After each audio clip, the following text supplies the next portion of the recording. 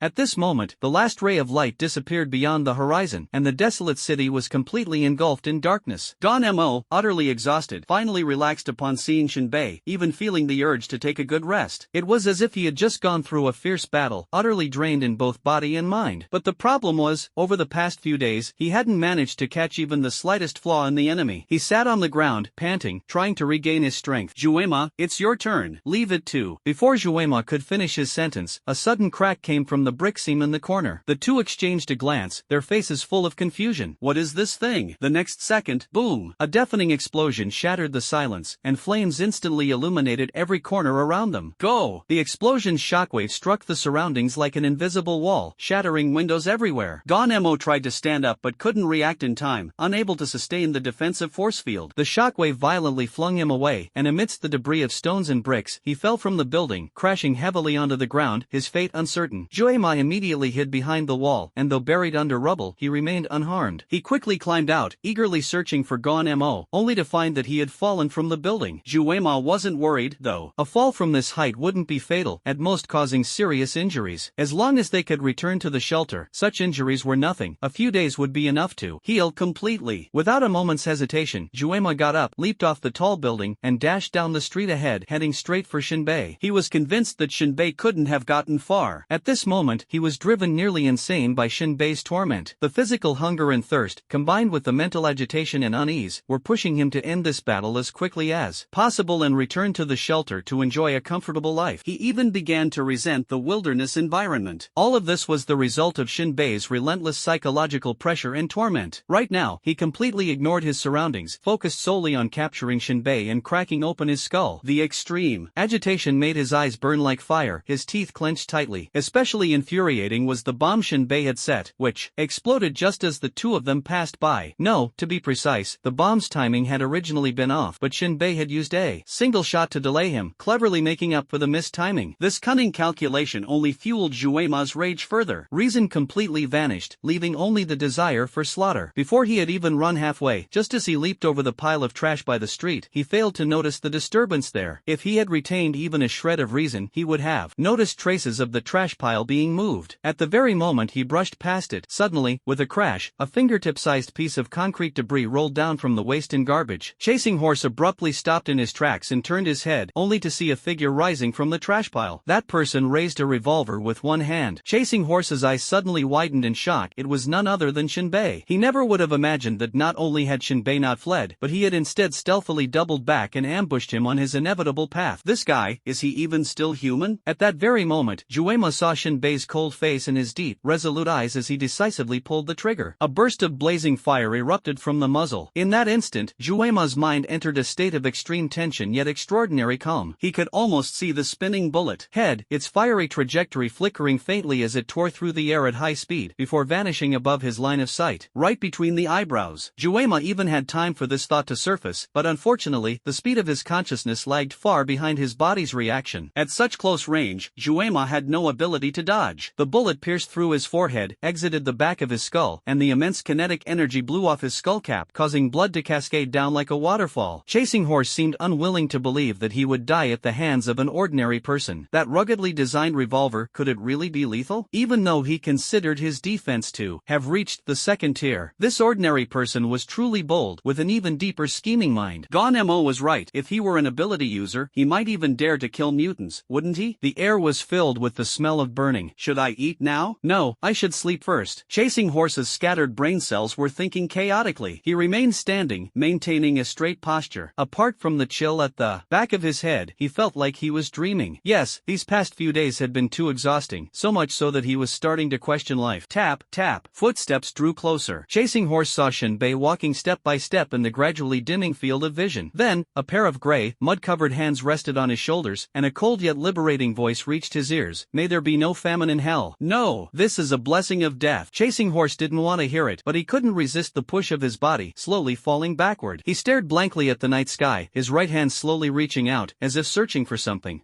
His right hand clenched tightly, like a drowning man grasping at the last straw. He opened his mouth, wanting to say something, but the light in his eyes gradually faded, his right hand loosened weakly, and he died. Shinbei thoroughly searched Ma's body inside and out, taking everything he could without leaving anything behind, then quickly returned to the base of the tall hotel. There was still Gon Mo here. Shinbei predicted that Gon Mo would be injured by the alarm clock bomb, and combined with the fall, he would at least be seriously wounded, making him easier to control. Amidst a pile of rubble, he dragged out the barely breathing Gon Mo squatting beside him. Shinbei wore a malicious smile on his face. Hello there, Gon Mo. When Gon Mo was pulled out of the ruins and rubble by Shinbei, his entire face was covered in blood, his expression twisted and grimacing. He knew in his heart that someone would definitely come to dig him out, but he never expected it to be Shinbei. All of this clearly indicated Juema was already dead. Otherwise, where would Shinbei get the courage and time to take the opportunity to dig him out? Gon Mo spat out a mouthful of black blood, nearly fainting. He simply couldn't believe that an ordinary person, a completely ordinary person, could actually kill a third-tier ability user. At this moment, Shinbei was skillfully handling the revolver, emptying the magazine. Then he inserted another bullet, spun the cylinder with a clattering sound, and finally, with a click, pushed the cylinder back into place. Shinbei's lips curved slightly, his face cold as ice, devoid of any warmth. He pressed the muzzle of the gun against Gon Mo's thigh. Me? What about me? Killing a third-tier ability user is impossible in your eyes, isn't it? Gon Mo suppressed the boiling anger and killing intent in his heart with great effort, his voice hoarse. I see now, you're just a cunning bastard. A faint glimmer flashed in Shinbei's deep, ocean-like eyes. On the battlefield, there is only life and death, no such thing as despicable or noble. You ability users have even forgotten this most basic principle. No wonder the mission can't be completed. Gon Mo's face was full of panic, and for the first time, he truly sensed Shinbei's cunning and tactics. On the wasteland, Shinbei had been lurking behind them for days, relying on the kinetic battle armor. In their eyes, it was nothing more than a pursuit, but in Shinbei's eyes, the slaughter had already begun. The perceptions of both sides were completely different. From the moment of the explosion until seeing Shinbei, he felt that the battle had truly begun. But that was not the beginning at all, it was the end. Speak, what exactly are you looking for? Shinbei asked coldly, his tone indifferent. Gon Mo's expression was gloomy,